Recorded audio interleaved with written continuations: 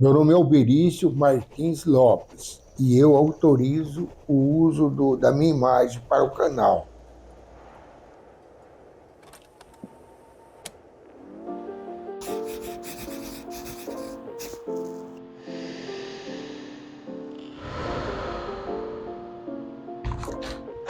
Bati aqui, ó.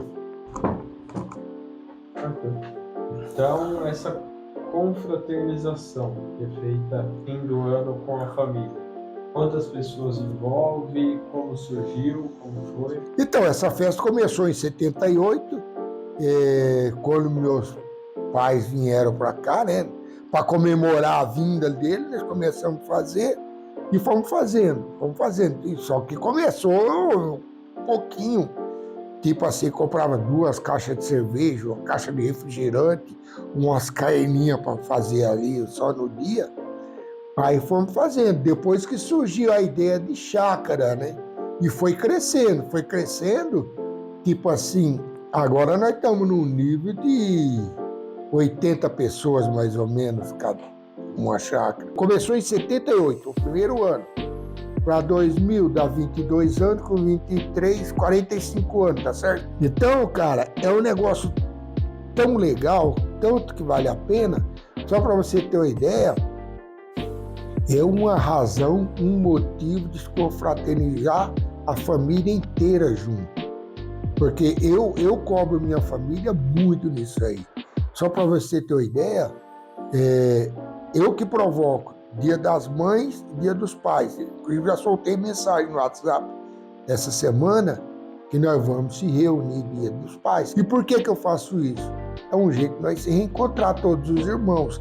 Nós somos de 14 irmãos, não tem como você vir na casa de 14 irmãos, cara. Então marca o dia, se encontra todo mundo, bate um papo, mata a saudade, dá um abraço em cada um, tira um sarro de um de outro e é assim que nós faz.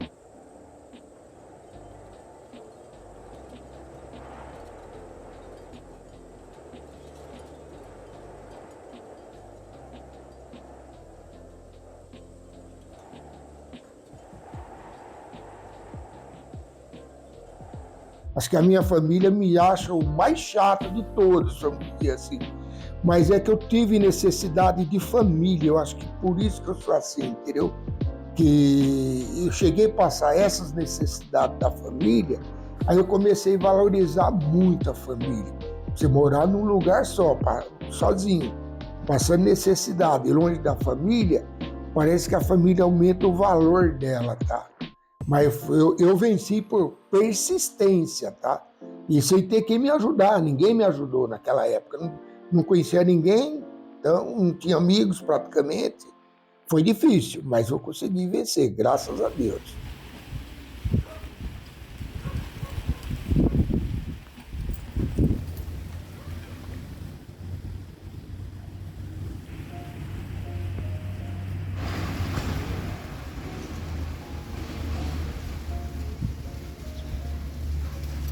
Eu não brincava tanto assim, porque eu comecei a trabalhar novo. Eu comecei a trabalhar com 7 anos de idade, cara.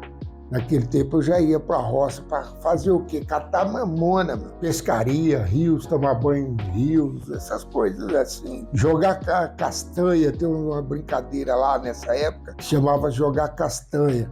Então você catava a castanha do caju, fazia uma fileirinha para derrubar as castanhas com bola de gude. Era bem legal naquele tempo, mas isso faz muito tempo. Na Copa de 70, por exemplo, que foi na final Brasil e Itália, o Brasil ganhou de 4-1. Eu não assisti esse jogo, cara, porque nesse dia nós matamos um porco e minha mãe me fez eu levar um pedaço para minha avó. Isso é 15 quilômetros para você levar a pé, cara. Eu saí da minha casa, fui levar, o jogo estava começando. Quando eu cheguei lá, tinha acabado o jogo. Eu não assisti. Esse dia eu sou meio frustrado com isso, entendeu? Mas isso passa, é tempo de infância. Isso foi em 70, então passou já. Mas ninguém ama mais a família do que eu. E eu me sinto bem estar perto. Todo mundo, cara. Sou um palhaço, gosto de tirar sarro mesmo, mas os meus sarros é sem ofensa. A partir do lado que você parte para ofensa, não é mais brincadeira. Eu acho que é desafio. Então, pode ver que eu brinco com todo mundo, xingo todo mundo, não quero nem saber. Vizinho meu estava hospedado num hotel em Belo Horizonte com todos os jogadores da época. Aí eles assinaram para mim. Nesse tempo o Felipão era técnico do... Olha, 98.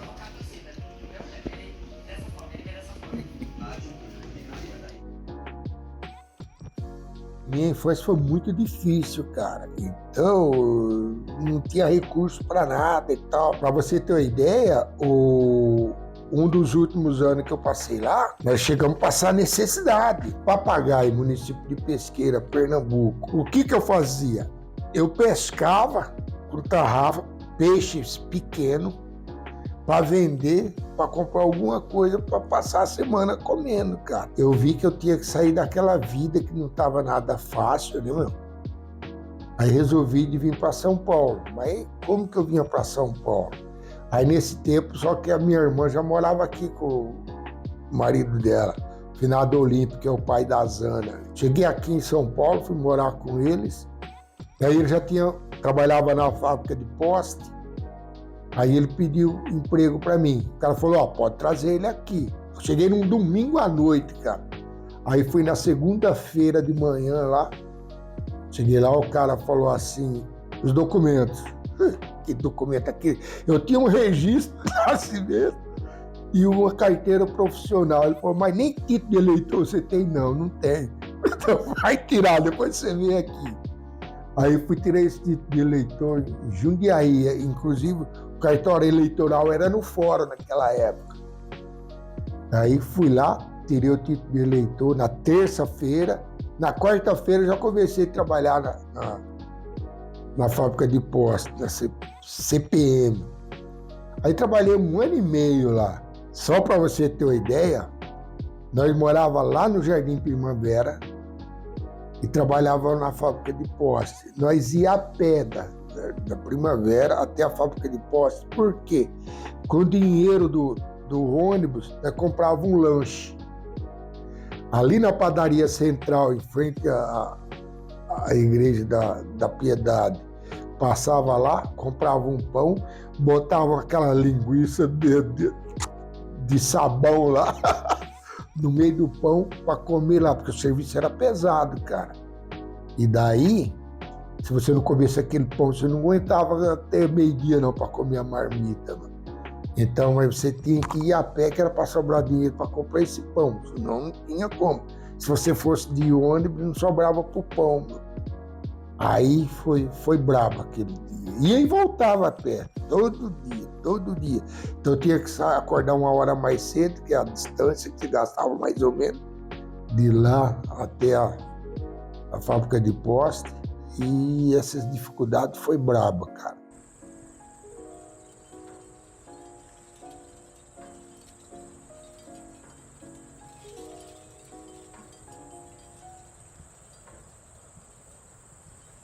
Em 1973, eu trabalhava na SICA e eu morava com meu cunhado e minha irmã. E o meu cunhado morreu de acidente. Minha irmã desanimou e foi embora para o Nordeste. E levou tudo, inclusive até fogão, cara. Eu fiquei morando sozinho. O único dia que eu cheguei a pensar em desistir foi quando o finado Olímpio morreu. Que aí eu fiquei sozinho, não tinha nenhum fogão para cozinhar. Aí eu cheguei a pensar em desistir, cara. Não desisti porque Deus foi meu padrinho aquele dia, meu pai, meu tudo, cara. Que me deu força de aguentar ficar sozinho. Porque você em 14 irmãos, os 2 pais vivos, e você chegar a morar sozinho, cozinhando o ovo numa lata com álcool, cara, você começa a pensar, será que eu devo mesmo ficar aqui?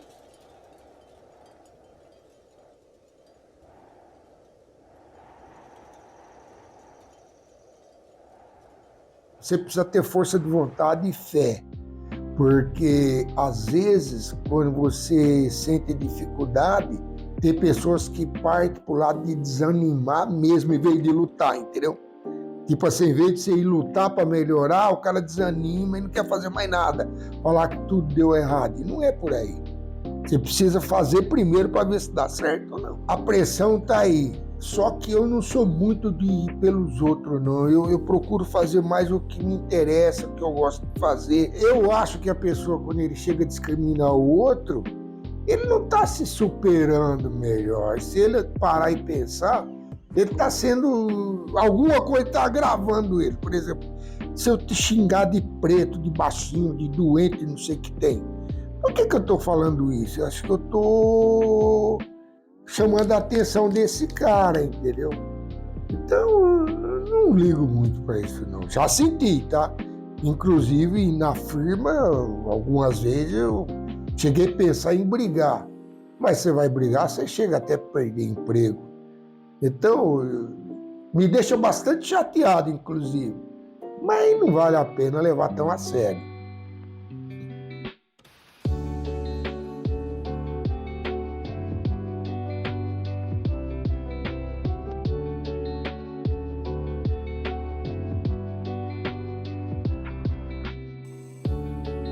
Aí um dia eu estava trabalhando na SICA, eu estava virando caixa de pêssego numa esteira para lavar. Aí quebrou a esteira. Com o giz eu ia marcando na lousa quantas caixas eu virava. Nesse tempo que quebrou a esteira, que chamou o mecânico, eu não tinha o que fazer, fiquei desenhando lá na lousa. Eu desenhei um cubo, sabe? Desenhei assim. Aí o mecânico chegou, olhou e falou assim: mas foi você que fez isso? Eu falei: foi. Porra, mas você com um talento desse, cara, virando caixa aí, por que você não entra na escola Duque de Caxias? Aquilo me assustou, né? Porra, desenhar um cubo, ele me chamou de talento, cara. Que era a única coisa que eu sabia fazer, era aquilo lá. E eu tinha medo de ir nessas escolas, que eu falei, minha cultura não é suficiente para entrar numa escola dessa. Mas depois que ele me falou isso, me acendeu uma luz, né, meu? Eu falei, então, quer dizer, dá para tentar entrar lá, né? Quando eu entrei na CRUP, já dava, encaixava nos horários e o salário já dava para pagar a escola também. Aí fui indo, cara, fui pagando, fui trabalhando na CRUP. Quando eu entrei na escola para fazer desenho, teve uma palestra, a sala cheia, tinha acho que uns 50 alunos lá naquele dia. O diretor da escola chamava-se Bolioslav Piopla, o nome do cara. Ele falou o seguinte, falou, eu tô vendo que tem muita gente aqui que estão muito otimistas, mas já vou avisar vocês. Eu não vou ter dó de vocês, que se eu tiver dó, não vai ser bom nem para mim, nem para vocês. E já vou avisar, se vocês não tiverem ginásio, desista. Ele falou isso. Se você não tiverem ginásio, desista. E eu, cara, eu tinha o 4º ano de grupo primário, 4º ano. Eu botei na minha cabeça, eu vou mostrar para esse cara que eu não vou desistir e vou vencer. Então, quer dizer, se eu fosse na conversa dele e eu não tivesse persistido, eu não tinha feito desenho técnico mecânico. Quando eu entrei na CRUP, eu sou um pouco curioso, tá? Eu entrei lá praticamente de ajudante, cara. Tinha um cara do meu lado, eu lembro até o nome dele, Alcides, eu falei, eu gostaria de trabalhar numa máquina dessa. O que tem que fazer? Ele falou, você precisa conhecer medida, precisa manusear bem essa máquina e tal. Eu falei, você me ensina a medida? Ensino. Porra, numa semana eu aprendi medidas, cara. Eu lembro do meu chefe, eu falei para ele, eu gostaria de trabalhar numa máquina dessa. Ele olhou meio assustado para mim, você sabe trabalhar numa máquina dessa, você dá conta? Falei, você tem certeza do que você está falando? Eu falei, tem. Aí ele falou pro Alcides, o amigo meu, manda esse rapaz aí fazer uma peça para mim ver. Eu fui lá, fiz. Ele falou, faz outra. Fui lá, fiz. Falou, a partir de amanhã você fica nessa máquina. Aquilo lá para mim foi legal, entendeu? E eu estudando. Aí eu terminei o curso, desenho técnico mecânico, 3 anos de estudo. Aí nesse tempo fui para a CBC. Aí cheguei na CBC, fiz ficha, fiz teste, mas não esperei nada, cara. Quando eu fiz ficha, fiz teste, já fui na CRUP e pedi a conta. Olha que loucura, meu. Só que eu me precipitei, né? Aí pedi a conta da CRUP, fui para a CBC. A CBC falou assim, agora você precisa fazer teste prático. Putz! Porque eu trabalhava em linha de produção, para trabalhar na ferramentaria, você precisa de teste prático, né, mano? Fui fazer o teste prático, reprovei no teste prático. Falei, agora lascou, né, mano? Aí fazer o quê? Não podia ficar parado. Trabalhar na Praça da República. Dois meses eu estava trabalhando lá. Aí um dia cheguei em casa, um telegrama para mim, CBC me chamando para comparecer lá. Aí eu fui. Cheguei lá, um japonesinho baixinho desse tamanho, chamado Sato, falou assim, Albiriçã, preciso conversar, senhor, né? Fui conversar com ele, ele falou, amigo seu falou para mim que conhece você de outra firma. E ele falou que se responsabiliza por senhor. O senhor garante? Garanto. Então o senhor está empregado. Foi o Getúlio, cara. Foi o melhor chefe que eu já tive na vida. Foi esse Getúlio, cara. O cara, ele me fez uma coisa que não podia ter feito. Ele morreu no mesmo dia que meu sogro. E eu estava no Paraná enterrando meu sogro no dia que ele morreu. Aquele cara era tudo para mim assim, tipo assim. E, por incrível que pareça, cara, nós éramos amigos até para brigar. Nós brigava quase todo dia, eu e ele. Mas brigava assim, em desafio, entendeu? Porque ele me achava legal, sarrista, que era o mesmo jeitão dele, tá? E dava certo as nossas brincadeiras. Eu gostava muito daquele cara.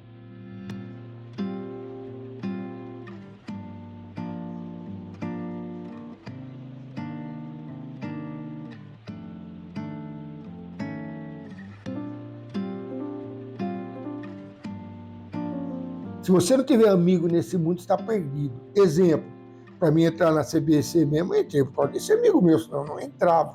Ele me garantiu que eu ia dar certo, e graças a Deus deu, cara. E daí foi só alegria daquele tempo pra cá, tipo assim. Um dia teve uma ideia lá, veio um japonês lá para fazer entrevista com a área da mestria, tá? Aí entrevistou um, entrevistou outro, tudo bem, eu fui um dos últimos a ser entrevistado. Aí o cara me perguntou um monte de coisa lá, perguntou tudo, assim, a respeito do serviço e tal. No final ele falou assim pra mim, que nota o senhor dá pra você como profissional, assim? Eu falei, dou nota 8 pra mim. Ele assustou assim, né? Nota 8, senhor, deu pro senhor? Não entendi. Todo mundo que eu perguntei se deu nota 10. Por que, senhor, se deu nota 8? Falei, que é o seguinte, eu acho que a partir do momento que eu der nota 10 para mim, eu não preciso crescer, eu não preciso melhorar, não preciso estudar, não preciso fazer mais nada, eu já estou com nota 10. Ele falou assim, senhor me surpreendeu, a partir de mês que vem, o senhor vai ser mestre de usinagem. Diz ele que foi por causa disso, mas eu acho que ele já estava meio de olho. Ele enxergou vontade em mim, assim, certo? Então, é assim, cara, a vida da gente. A partir do momento que você procura ser melhor, automaticamente você começa a ter retorno, cara. Quando você faz o bem, a tendência é colher o bem. Agora, se você faz o mal, é meio difícil de colher o mal. E volto a repetir, as pessoas não podem só reclamar. Precisa fazer por merecer. A sua vontade de você falar assim, valeu a pena os perrengues que eu passei. Porque eu vou te falar, eu passei perrengue que ninguém acredita que eu passei. Só que se eu não tivesse passado aquele perrengue, eu não estaria onde eu estou hoje. Pela circunstância do serviço onde eu trabalhava, eu chegava na minha casa às 3 horas da manhã, tinha que levantar às 7 para entrar às 8 da manhã na escola. Então, cara, tudo isso valeu a pena. Eu me considero um cara rico de espírito, por exemplo, porque eu não gostaria de ser um cara milionário, porque o cara milionário também não tem o sujeito que eu tenho. Que agora, graças a Deus, cara, eu viajo quando eu quero, faço o que eu quero, levanto a hora que eu quero, vou dormir a hora que eu quero, tenho uma família linda, que eu adoro minha família, cara. É uma das melhores coisas que eu tenho na minha vida, a minha família. Então, estou tranquilo, cara, estou sossegado.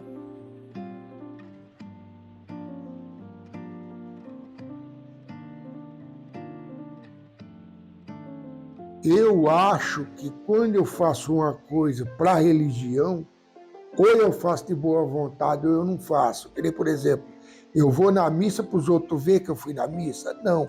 Acho que eu tenho que ir na missa quando me dá vontade de eu ir e fazer, e rezar, e fazer alguma coisa. Porque os outros mandam também, não faça isso que não chega a lugar nenhum. Eu estou indo na missa porque fulano mandou? Não, vai de coração aberto e boa. Não é sempre que você é o que você gostaria de ser. de vez em quando você tem suas falhas, mas isso é do ser humano. Eu, inclusive, eu rezo todo dia para dormir, porque eu acho que o caminho é esse. E eu rezo para agradecer e não para pedir, por incrível que pareça. Ultimamente, eu tenho mais a agradecer do que pedir. Para Deus, eu ultimamente só peço saúde, mais nada. Deus não precisa dar mais nada para mim, só saúde. Dando saúde, o resto eu me viro. Só isso. E além disso, eu agradeço muito. Eu acho que é uma das coisas que eu faço toda noite. Agradeço para mim, por mim e pela minha família também.